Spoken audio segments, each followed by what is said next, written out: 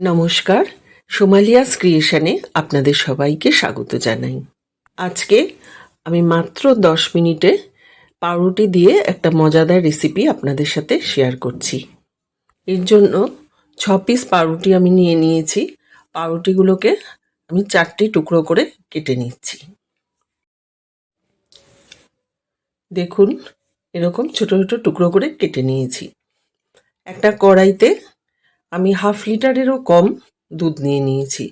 ইচ্ছা করলে আপনারা 1/2 লিটার দুধেও করতে পারেন, কিন্তু আমি অতটা লাগবে না বলে 6 পিস পাউরুটির জন্য আমি 1/2 লিটারেরও কম দুধ নিয়ে নিয়েছি।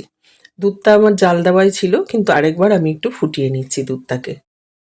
ভীষণই ভালো খেতে হয়। যারা মিষ্টি পছন্দ করেন খুবই ভালো লাগবে। আর ঘরোয়া উপকরণ দিয়ে খুব সাধারণভাবেই এটা আমি করেছি। আপনাদের আমি রান্নাটা করতে করতে দেখাচ্ছি। একটা ছোট এলাচ দিয়ে দিলাম দুধের মধ্যে, আর দিয়ে দিলাম 1 বাটি চিনি। আমি চিনির মধ্যে একটু নকুলদানা রেখেছিলাম, সেই নকুলদানাটাও দিয়ে দিলাম এর মধ্যে। অন্যদিকে 1 কাপ দুধ নিয়েছি আমি, এটা নর্মাল টেম্পারেচারে রাখা দুধ। এর মধ্যে আমি 2 চামচ কাস্টার্ড পাউডার মিশিয়ে নিচ্ছি। কাস্টার্ড পাউডারটা খুব ভালো করে গুলে নিয়েছি।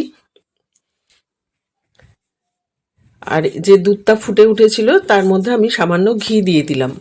ঘি দিলে এর গন্ধটা কিন্তু ভীষণই ভালো আসবে। এখন আমি পাউরুটির টুকরোগুলো এই দুধের মধ্যে দিয়ে দিচ্ছি। গ্যাসের ফ্লেমটা কমানো আছে। সমস্ত পাউরুটির টুকরোগুলো আমি দিয়ে দিচ্ছি। দেখুন, অনেকে পাউরুটি ভেজে তারপর করেন, আমি কিন্তু পাউরুটি ভাজিনি, সামান্য সেঁকে নিয়েছিলাম পাউরুটিগুলো। সেটা আমি এখানে দেখাতে ভুলে গেছি। পাউরুটিগুলো আমি সামান্য সেঁকে নিয়ে তারপর রেখে দিয়েছি। এখন ওই পাউরুটির মধ্যে দুধের মধ্যে যে কাস্টার্ড দিয়েছিলাম সেটা ঢেলে দিলাম। হালকা হাতে নাড়াচাড়া করে নিচ্ছি। খেতে কিন্তু ভীষণই টেস্টি হয় আর নরম হয়। ওপর থেকে আমি আমুল গুঁড়ো দুধ ছড়িয়ে দিচ্ছি। অনেকটা খেতে কিন্তু পুডিংয়ের মতো লাগে।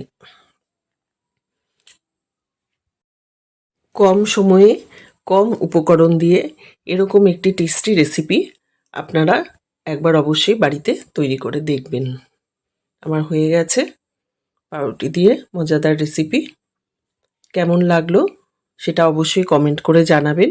আর যদি ভালো লাগে তাহলে আমার চ্যানেলটিকে একটা লাইক, শেয়ার ও সাবস্ক্রাইব করার জন্য অনুরোধ রইল। সবাই ভালো থাকবেন, সুস্থ থাকবেন। ধন্যবাদ।